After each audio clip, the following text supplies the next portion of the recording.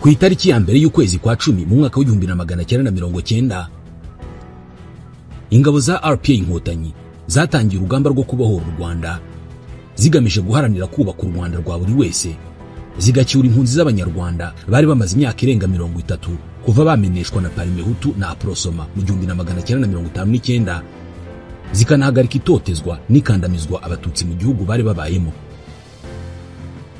Perezida Habyarimana Juvenal akimara kumenya ko inkotanyi zatangiye urugamba, yahagurukije inzirabwoba za FAR kugira ngo zihangane n'inkotanyi za RPF.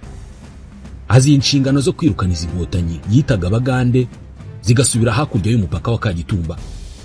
Gusa iki cyifuzo cya Habyarimana cyakomeje kuba inzozi kugera apfuye ku itariki ya 6 y'ukwa 4 mu 1994, kubera ko ahubwo inkotanyi zaramurwanyije bikomeye, zimuvana ku gitekerezo cy'uko nta butaka zigomba kugenzura, zimugeza ku kwemera kugirana nazo ibiganiro byo gushyikirana ndetse no gusinyana nazo amasezerano y'amahoro. Inkotanyi zahereye Kagitumba zirarwana kugera ubwo ku itariki ya 2 y'ukwa 6 mu 1992 izi ngabo za RPA zigaruriye igice cyahitwa ku Murindi, ahaje kumenyekana nko ku Murindi w'intwari. Hahise hanashyirwa ibirindiro bikuru bya RPA inkotanyi ndetse n'ibiro bikuru by'umuryango wa RPF inkotanyi. Ibi byari bisobanuye ko kuva ku itariki ya mbere y'ukwa 10 mu 1990 ubwo intambara yatangiraga kugera ku itariki ya 2 y'ukwa 6 mu 1992, RPF inkotanyi yari imaze kwigarurira ahangana na 5% by'ubutaka bwose bw'u Rwanda, ubwo nahageraga kuri kilometero kare 1317. Nyuma yo kwigarurira ahantu hangana gutya, Perezida Habyarimana yabonye ko noneho yari akwiye kwicara akumvikana na RPF inkotanyi atajenjetse, akumva ibyo bamusaba, kubera ko yarabibonaga neza ko yari magenda atakaza ibice binini by'igihugu byigarurirwa na RPA. Ubwo nibwo ku itariki ya 5 y'ukwa 6 mu 1992 impande zombi, leta y'u Rwanda na RPF inkotanyi, bemeranije guhagarika imirwano ndetse byongera gushimangirwa mu masezerano yasinywe ku itariki ya 12 y'ukwa 7 mu 1992 i Arusha muri Tanzania hagati y'impande zombi. Ku mugaragaro ku itariki ya 12 y'ukwa 7 mu 1992 mu buryo budasubirwaho imishyikirano y'amahoro yaratangiye kugira ngo hagire ingingo zumvikanwaho n'impande zombi, ubwo ni ukuvuga leta y'u Rwanda na RPF inkotanyi. Umuhuza muri iyi mishyikirano yari Perezida wa Tanzania Ali Hassan Mwinyi, wari wemeye no kwakira iyo mishyikirano, ariko nanone na Marshal Mobutu Sese Seko Kukumbendu wa Zabanga wa Zaire nawe yagaragajwe nk'umuhuza muri iyi mishyikirano, nk'uko yari yabitangiye mu masezerano yo guhagarika intambara ya Nsele yo mu kwezi kwa 3 mu 1991 ndetse na ya Badolite mu kwa 9 mu 1991. Imishyikirano ya Arusha yakozwe mu bice bigera kuri 5 ndetse byagiye binashyirwamo amasezerano ku ngingo zitandukanye. Bwa mbere intumwa z'impande zombi zahuriye Arusha kuva ku itariki ya 10 kugera ku ya 17 mu kwa 8 mu 1992, aho zamaze hafi cyumweru i Arusha ziganira ku bijyanye n'imitegekere ndetse n'amategeko agomba gushingirwaho ubutegetsi bubereye abanyarwanda, harimo kubahiriza demokrasi, gushingira ku bumwe bw'abanyarwanda ndetse no kubahiriza uburenganzira bwa muntu no kwishyura ukizana kwa buri wese. Iyi yari imwe mu ngingo z'ibanze zagombaga kujya mu masezerano y'amahoro ya Arusha nk'ishingiro ryari gutuma uburenganzira bw'abanyarwanda bose bwubahirizwa. Nyuma yo kuganirwaho mu cyumweru cyose, amasezerano ajyanye n'iyi ngingo yashyizweho umukono ku itariki ya 18 y'ukwa 8 mu 1992 mu cyiswe Arusha ya mbere. Nanone ku nshuro ya kabiri intumwa z'impande zombi, ni ukuvuga iza leta y'u Rwanda n'iza RPF inkotanyi, zongeye guhurira Arusha muri Tanzania, zongera kuganira ku bijyanye no gusangira ubutegetsi hagati y'impande zombi kandi zikanafatanya n'andi mashyaka ya politiki yari mu gihugu.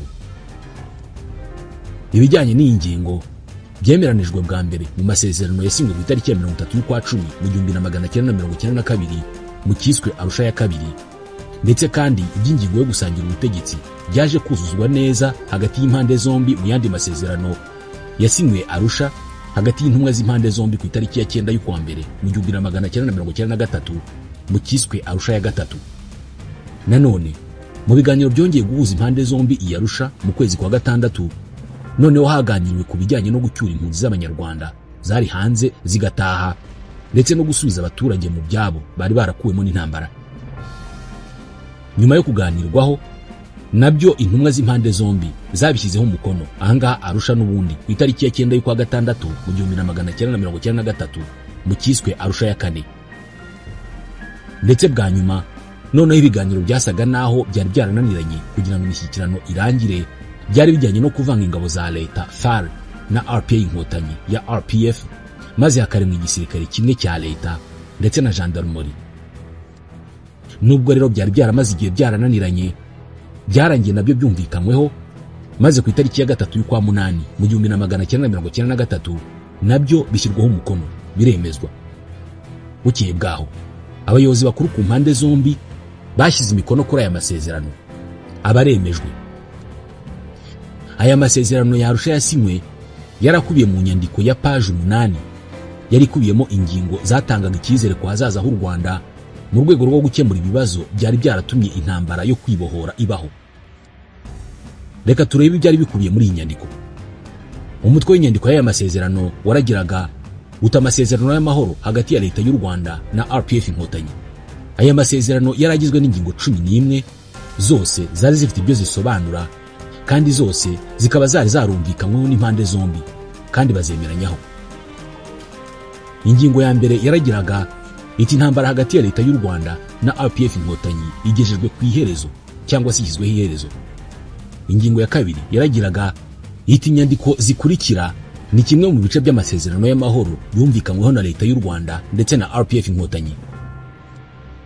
Inyandiko y'amasezerano yo guhagarika intambara yasinyiwe Nsele ku itariki ya 29 y'ukwa gatatu mu 1991, agashimangirirwa Ibadolite ku itariki ya 16 y'ukwa gatandatu mu 1991, ndetse na Arusha ku itariki ya 12 y'ukwa karindwi mu 1992. Inyandiko y'amasezerano hagati ya leta y'u Rwanda na RPF inkotanyi ajyanye n'iby'imitegekere yasinyiwe Arusha ku itariki ya 18 y'ukwa munani mu 1992.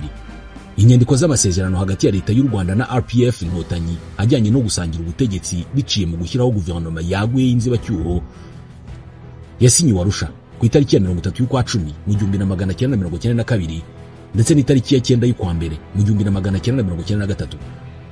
Inyandiko y'amasezerano hagati ya leta y'u Rwanda na RPF inkotanyi ajyanye no gucyura impunzi ndetse no gusubiza mu byabo abaturage babivanyemo n'intambara yasinyiwe Arusha ku itariki ya 9 y'ukwa gatandatu mu 1993. Inyandiko y'amasezerano hagati ya leta y'u Rwanda na RPF inkotanyi ajyanye no kuvanga ingabo ku mpande zombi yasinyiwe Arusha ku itariki ya 3 y'ukwa munani mu 1993. Inyandiko y'amasezerano hagati ya leta y'u Rwanda na RPF inkotanyi ajyanye n'izindi ngingo zitandukanye ndetse n'ibindi byemeranijweho nayo yasinyiwe Arusha ku itariki ya 3 y'ukwa munani mu 1993. Izi nyandiko zose mvuze zari ku mugereka w'inyandiko y'amasezerano y'amahoro. Ingingo ya 3 yaragiraga iti impande zombi zemeranijwe ku itegeko nshinga ry'u Rwanda ryo mu 1991 riri kumwe n'amasezerano y'amahoro ya Arusha, aribyo bigize itegeko rikuru, itegeko ngenga rizagenga igihugu mu gihe cy'inzibacyuho. Ingingo ya 4 yaragiraga iti mu gihe habayeho kutumvikana hagati y'itegeko ngenga ry'igihugu ndetse n'andi mategeko n'amabwiriza, hagomba kubahirizwa ibiteganywa n'itegeko ngenga. Ingingo ya 5 yaragiraga iti leta y'u Rwanda na RPF inkotanyi biyemeje gukora ibishoboka byose aya masezerano y'amahoro akubahwa kandi agashyirwa mu bikorwa, kandi impande zombi zigaharanira ubumwe n'ubwiyunge bw'abanyarwanda. Ingingo ya 6 yaragiraga iti impande zombi zemeranije ko Twagiramungu Faustin azaba minisitiri w'intebe wa guverinoma y'inzibacyuho yaguye nk'uko byari byaremeranijweho mu ngingo ya 6 n'iya 51 y'amasezerano yari yasinywe hagati ya leta y'u Rwanda na RPF inkotanyi ku bijyanye no kugabana ubutegetsi biciye mu gushyiraho guverinoma y'inzibacyuho yaguye. Ingingo ya 7 yaragiraga iti inzego za leta y'inzibacyuho zigomba gushyirwaho mu gihe cy'iminsi 37 uturutse igihe amasezerano y'amahoro yari amaze gusinyirwa. Ingingo ya 8 yaragiraga iti guverinoma iriho nizakomeza gukora inshingano zo kuyobora igihugu kugera hashyizweho guverinoma y'inzibacyuho yaguye, kandi kuba iyo guverinoma izakomeza gukora ntibivuze ko ibyo bizatuma habaho kwica igihe cyo gushyiraho guverinoma y'inzibacyuho, kandi guverinoma nta burenganzira ifite bwo gufata icyemezo na kimwe cyagira icyo cyangiza mu gushyiraho guverinoma y'inzibacyuho. Ingingo ya 9 yaragiraga iti inama y'igihugu CND izakomeza gukora kugeza inteko ishinga amategeko y'inzibacyuho ishyizweho, ariko kuva ku itariki amasezerano ya Arusha asinyweho nta tegeko na rimwe izongera gutora no kwemeza. Ingingo ya 10 yaragiraga aya masezerano ashyizweho umukono na Perezida w'u Rwanda na chairman wa RPF Inkotanyi imbere y'umuhuza nyakubahwa Perezida Ali Hassan Mwinyi, Perezida wa Repubulika Yunze Ubumwe ya Tanzania, nyakubahwa Yoweri Kaguta Museveni, Perezida wa Repubulika ya Uganda nk'igihugu cy'indorerezi, nyakubahwa Melchior Ndadaye, Perezida wa Repubulika y'u Burundi nk'igihugu cy'indorerezi, uhagarariye umuhuza nyakubahwa Faustin Birindwa, Minisitiri w'Intebe wa Zaire, Dr Salim Ahmed Salim, umunyamabanga mukuru wa OIWA, uhagarariye umunyamabanga w'umuryango w'abibumbye, uhagarariye umuyobozi mukuru wa OIWA, abahagarariye ibindi bihugu by'indorerezi by'Ubudage, Ububiligi, Leta Zunze Ubumwe za Amerika, Ubufaransa, Nigeria na Zimbabwe, ndetse n'intumwa z'impande zombi. Ingingo ya 11 ari nayo ya nyuma yaragiraga aya masezerano yemejwe kandi agizwe ntakuka no kuyashyiraho umukono hagati y'impande zombi. Bikorewe Arusha ku munsi wa 4 w'ukwezi kwa 8 mu 1993 mu nyandiko z'indimi zombi, Igifaransa n'Icyongereza, ariko inyandiko y'umwimerere yari mu Gifaransa. Kandi kuri page ya nyuma y'aya masezerano hagaragaragaho imikono y'abayobozi bakuru ndetse n'amazina yabo, ariyo Perezida wa Repubulika y'u Rwanda General Major Juvenal Habyarimana n'umukono we, Chairman wa RPF Inkotanyi Colonel Alex Kanyarengwe n'umukono we, umuhuza Perezida wa Tanzania Ali Hassan Mwinyi n'umukono we, wari uhagarariye umunyamabanga mukuru w'umuryango w'abibumbye Bwana Vladimir Petrovski n'umukono we, wari umunyamabanga mukuru wa OIWA Salim Ahmed Salim n'umukono we. Nuko inyandiko ikubiyemo amasezerano ya Arusha yari iteye.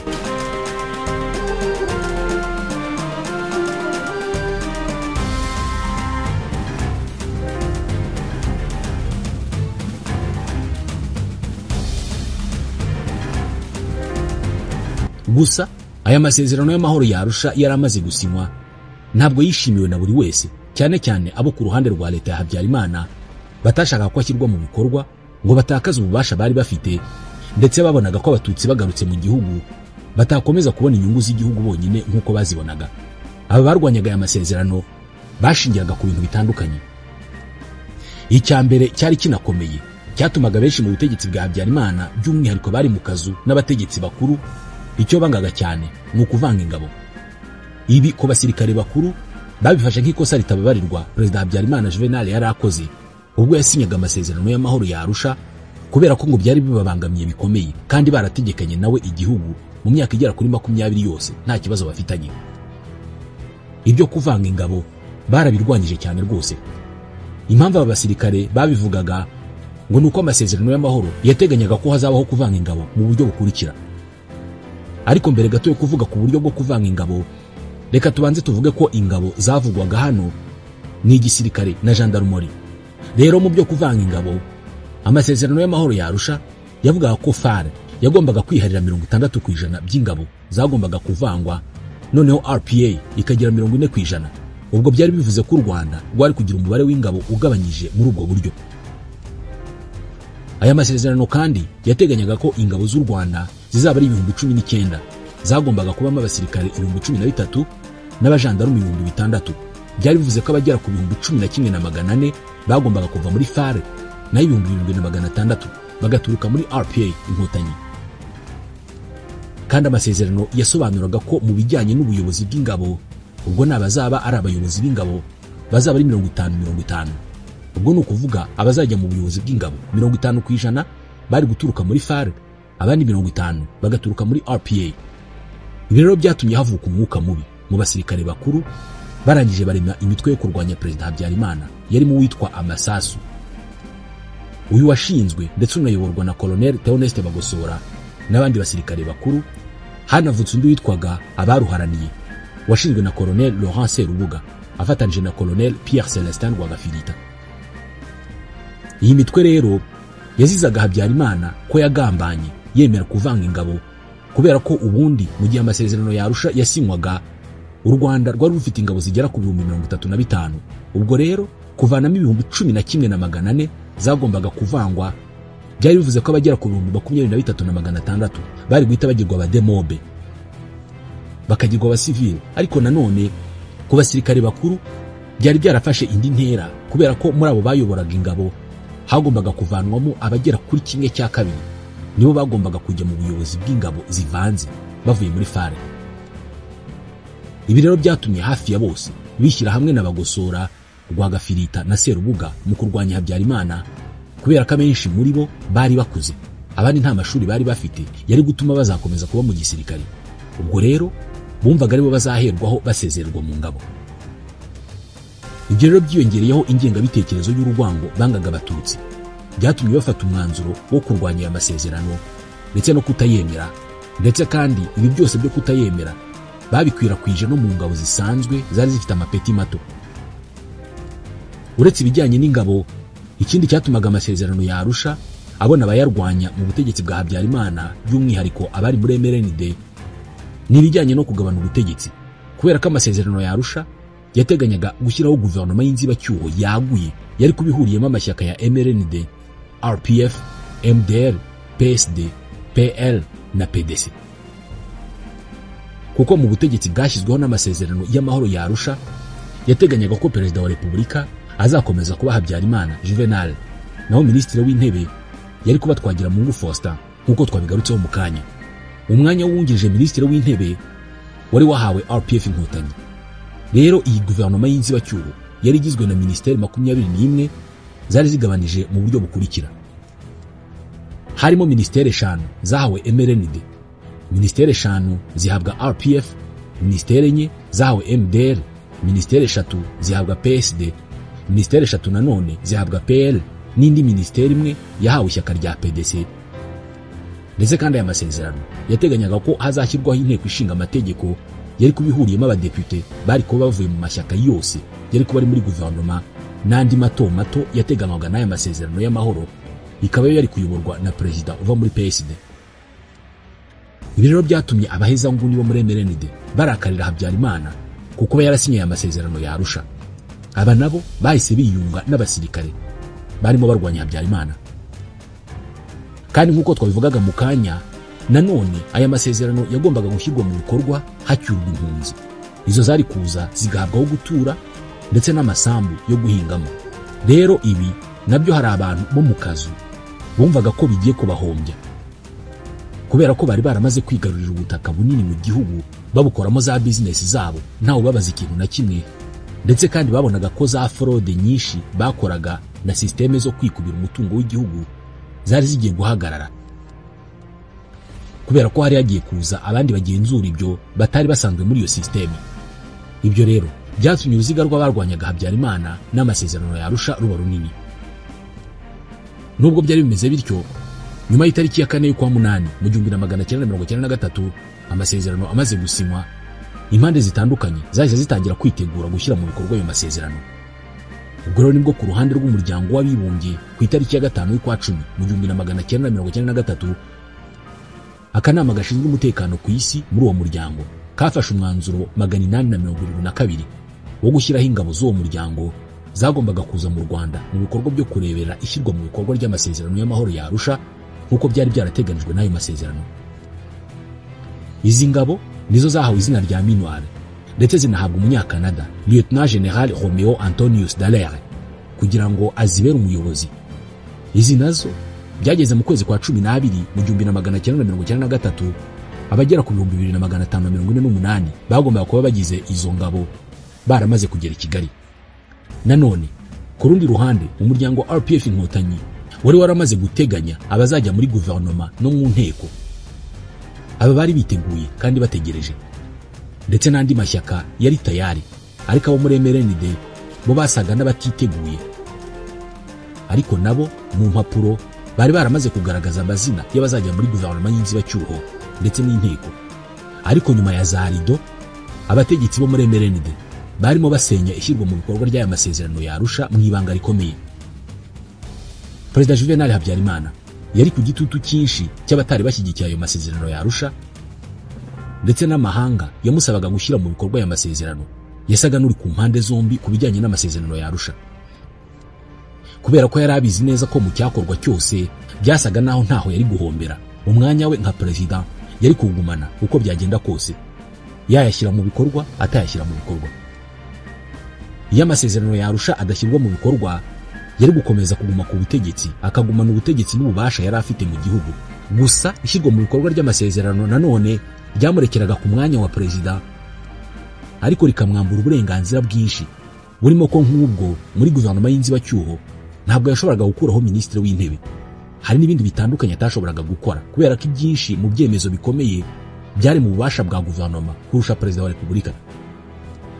Gusa ariko bikumvikana neza ko kuri perezida Habyarimana wari kumuhitishamo hagati ya byombi atajijinganyije, yari guhitamo ko amasezerano y'amahoro ya Arusha atashyirwa mu bikorwa, kubera ko nibwo yari kugumana ububasha bwe, agakomeza kuba Habyarimana ukanganye n'ububasha ntagereranywa mu gihugu cyose.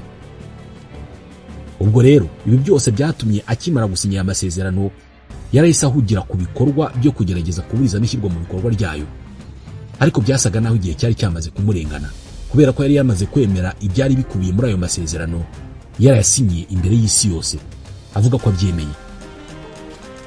Byasaga naho nta nzira yari asigaranye ngo abashe gusubiza inyuma ishyirwa mu bikorwa ry'ayo masezerano, ariko burya mu ifaranga ni musema kweri, naho rikubise haroroha. Byihuse perezida Habyarimana yifashishije ifaranga yahise azana umupangu mushyashya wo gucamo ibice amashyaka yari yaremejwe n'amasezerano y'amahoro ya Arusha ngo azajye muri guverinoma y'inzibacyuho yaguye. Icyo Habyarimana yazanye nk'intwaro muri ibi ni politike yise gushyira hamwe imbaraga n'ubumwe bw'abahutu mu rwego rwo kurwanya umwanzi umwe ari we Umututsi. Iyi ni politike yiswe Hutu Power. Ayikoresha asenya amashyaka ya politike yamurwanyaga, maze yacamo ibice, nabyo bishyira amasezerano ya Arusha mu ruhande rwo kugenda nabi cyane, ndetse abashakashatsi benshi bagaragaza ko iki kintu cya Hutu Power cyazanywe na Habyarimana aricyo cyashenye amasezerano ya Arusha burundu. Muri iyi nzira Habyarimana yegereye abo muri MDR maze abakubita amafaranga, barangije bigarama politike za MDR zo kurwanya MRND, ahubwo barayishyigikira bashinga icyitwa MDR Power. Abahawe amafaranga barahoze ari abarwanashyaka ba MDR, bari barangajwe imbere na Karamira Forodwari wari visi perezida wayo ku rwego rw'igihugu, ndetse n'undi murwanashyaka witwaga Murego Donate, ndetse bakurikiwe na benshi barimo na Jean Kambanda waje kuba minisitiri w'intebe mu gihe cya jenoside yakorewe abatutsi. Aba rero baragiye bacamo ibice MDR, maze bahangana n'ikindi gice cya MDR cyari gisigaye cyarimo Madame Uwiringiyimana Agatha na Faustin Twagiramungu n'abandi batandukanye. Irindi shyaka Habyarimana yaciyemo ibice ni PL, aho yahaye amafaranga Mugenzi Justin wari perezida waryo ku rwego rw'igihugu, ajyana n'abandi nka Agnes Ntamabyariro na Silas Bonampeka, bashinga icyitwa PL Power. Basigara bahanganye n'igice cya PL cyari gisigaye cyarimo abandi nka Randuwari Ndasingwa na Madame Kabageni Venance n'abandi batandukanye. Ariko ibi perezida Habyarimana yakoraga byo kureshya abayobozi b'amashyaka bahabwa amafaranga n'amasoko ya leta, abari abayobozi bakuru muri PSD ku rwego rw'igihugu barabyanze, kuva kuri perezida wayo Nzamurambaho Frederico, visi perezida wayo Ngango Felicien n'umunyamabanga mukuru wayo Gatabazi Felicien. Byatumye nta gice cya Power kiboneka muri PSD, ngo abenshi muri aba bemeye kujya muri Hutu Power nka ba Mugenzi na ba Karamira, ngo Habyarimana yabemereye amasoko ya leta, abandi abasonera imyenda bari bafite muri za banki, ndetse banahabwa ibipfurumba by'inoti z'amadolari, bemera kwifatanya nawe, basenya amashyaka bari barashinze barwanya politike za MRND ya Habyarimana Juvenal. Aba rero bemeye guca ibice mu mashyaka babarizwagamo bakayacamo za Power, bafashije perezida Habyarimana gutuma ibyo gushyira mu bikorwa amasezerano ya Arusha bizamo akaduruvayo. Nk'ubwo buri gice cyo muri aya mashyaka, cyaba Power n'ikitari Power, byatangiye kwitana ba mwana, bavuga ko buri gice aricyo cyari gikwiye kujya muri ya myanya yari yarateganijwe n'amasezerano ya Arusha ku ruhande rwa buri shyaka.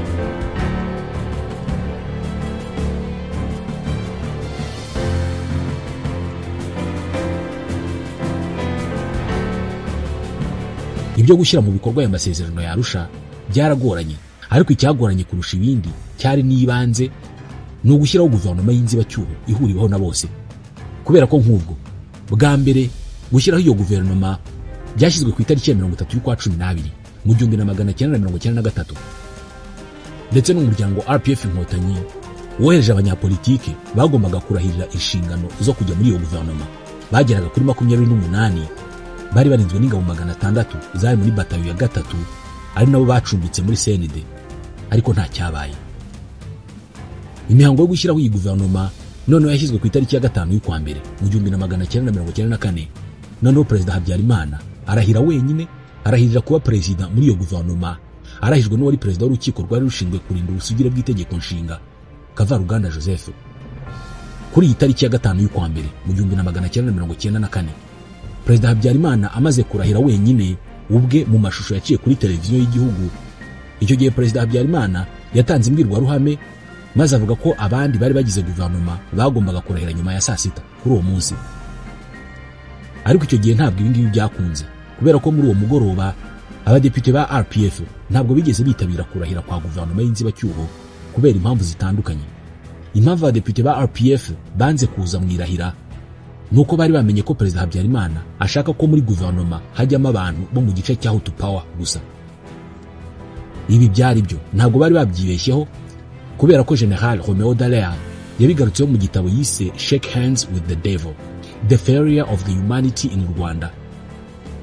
Yanditse ko mu gihe cyo kurahira Habyarimana yohereje abasirikare bajya gukumira abari mu gice kitari cya Power ngo bataza muri CND ahagombaga kubera imihango yo kurahiza guverinoma. Ubwo iby'uwo munsi bipfa bityo, byishwe na politike za Habyarimana utarashakaga ko amasezerano ya Arusha ashyirwa mu bikorwa nk'uko yarateganijwe. Ku itariki ya 8 y'ukwa mbere mu 1994, imihango yo gushyiraho guverinoma y'inzibacyuho yongeye guteganywa, ariko nabyo biranga ntiyaba, kubera ko byangijwe n'itsinda ry'abantu bigaragambyaga bari bafite imihoro n'izindi ntwaro bashaka kwibasira abantu bari mu mashyaka atari mu gice cya Power. Ndetse Dallaire we yabigarutseho ko muri aba ngaba barimo bateza umuvurungano hari higanjemo abajepe barindaga Perezida Habyarimana. Ibi byatumye imihango yo gushyiraho guverinoma y'inzibacyuho yongera gusubikwa. Ibyo gushyirwaho kw'iyi guverinoma ku nshuro ya 4 byari byashyizwe ku itariki ya 22 y'ukwa 2 mu 1992, ariko byarongeye birasubikwa kubera ko wari umunyamabanga mukuru wa PSD Bwana Gatabazi Felicien yari yarayigishwe. Nanone ibyo kurahiza guverinoma y'inzibacyuho byarongeye bipfa ku nshuro ya 5 ku itariki ya 25 y'ukwa 3 mu 1994, ndetse no ku nshuro ya 6 birapfa ku itariki ya 28 y'ukwa 3 mu 1994, biturutse ku mananiza ya Perezida Habyarimana ndetse n'abandi baheza nguni bo muri MRND. Gusa nyuma y'uko Perezida Habyarimana akomeje kwanga gushyira mu bikorwa amasezerano ya Arusha, igitutu cy'ibihugu by'amahanga nka Leta Zunze Ubumwe za Amerika n'Ububiligi cyamwiyongereyeho, ndetse n'umuryango w'abibumbye umubwira ko wenda gukura ingabo zawo za minuari mu Rwanda kubera ibyo kwitinza kwe kandi abishaka asa n'uwijejisha. Kubera ibi byose, Perezida Habyarimana yageze hava ku izima, yemera ko azashyira mu bikorwa amasezerano ya Arusha.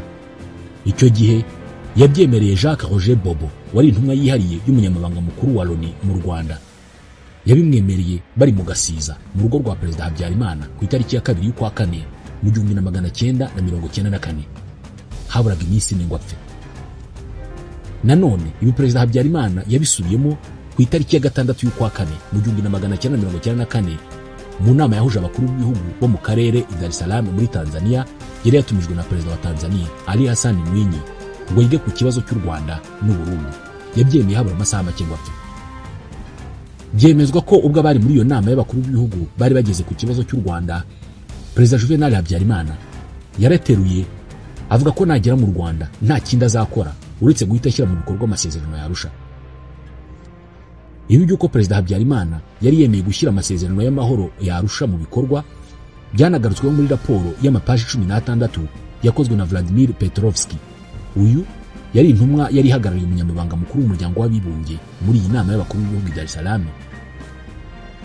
Ariko ibi bitekerezo bya Perezida Habyarimana Juvenal ntabwo yabashije kubishyira mu bikorwa, kubera ko abatarifuzaga ko ashyira mu bikorwa aya masezerano ya Arusha barashe indege ye ubwo yari mu rugendo ava i Dar es Salaam ku mugoroba w'iyo tariki ya 6 y'ukwa 4 mu 1994, apfana n'abantu 12 barimo na perezida w'u Burundi Sipiriyano Ntaryamira. Ibi by'amasezerano ya Arusha ni nayo mpamvu yagaragajwe na raporo Mutsinzi ndetse n'iperereza ryakozwe n'umucamanza w'umufaransa Marc Trevidic wakoze iperereza ku bijyanye n'uwarashe indege ya perezida Habyarimana ariyo yatumye Habyarimana yicwa. Kubera ko ngo abahutu b'abahezanguni kandi b'intagondwa ntabwo barashyigikiye amasezerano ya Arusha, ngo rero ntabwo bari kwihanganira uwo ari we wese wari kugerageza kuyashyira mu bikorwa, niyo yaba Habyarimana ubwe. Perezida Habyarimana akimara kwicwa byahise bigirwa urwitwazo kuri leta yari yarateguye jenoside, maze ihita ishyira mu bikorwa iyo jenoside, itangira gutsemba abatutsi ihereye ku ruhande, ihitana abarenga miliyoni. Iyi jenoside yakozwe iyobowe na leta y'abatabazi nayo yashyizweho n'abahutu b'abahezanguni bari muri MRND, CDR n'amashyaka yari mu bice bya Hutu Power, ndetse kandi mu gushyira iyi guverinoma ntabwo hirengagijwe amasezerano ya Arusha nkana, kubera ko nyine abangaba batari bayashyigikiye na gato.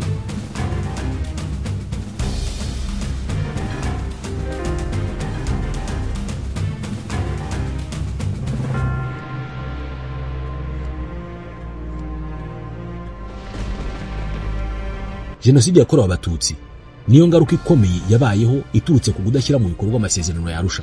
Mu gihe jenoside yakorewe abatutsi yatangiraga, ingabo za RPA Inkotanyi zari ziyobowe na General Major Paul Kagame zatangije intambara yo guhagarika jenoside ndetse no kubohora igihugu, ndetse bigerwaho mu kwa karindwi mu 1994.